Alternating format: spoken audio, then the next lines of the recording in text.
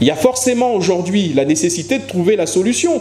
Parce qu'on ne peut pas dire à la fois 1 mètre d'écart entre les individus et ne rien faire absolument dans des bus où les gens sont les uns sur les autres. On est bien d'accord. Et donc avec un éventuel risque de contamination, si jamais il y avait là un sujet qui, malgré lui, et donc ne saurait pas qu'il est contaminé.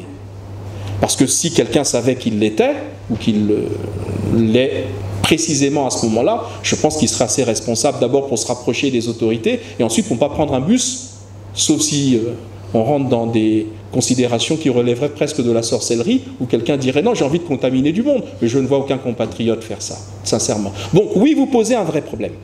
Le problème est le suivant, et c'est justement là également une des réflexions de la task force. Parmi les impacts, il y a celui-là. Alors, il y a 2 solutions. Soit on interdit les transports en commun, avec le risque que nous évoquons, c'est-à-dire qu'on arrête le pays, là, complètement.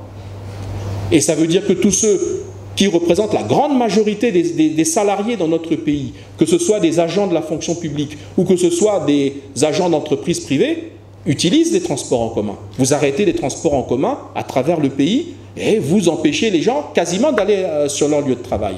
Donc c'est une mesure grave si on faisait comme cela. Donc là également, la task force sera amenée à examiner les conséquences de ce type disons, de contraintes par rapport à la mesure du 1 mètre d'écart et de distanciation sociale.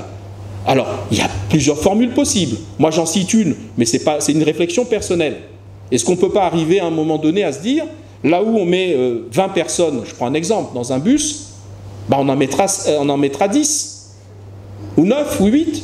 Mais à ce moment-là se posera la question de la rentabilité du travail. Pour celui qui transporte, il a du carburant, il a un contrôleur.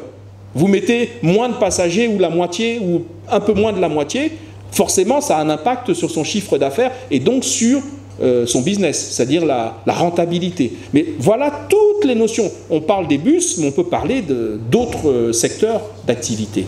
Eh bien, ce sont les questions précisément qui sont au cœur de la mission de la task force mise en place par le président de la République.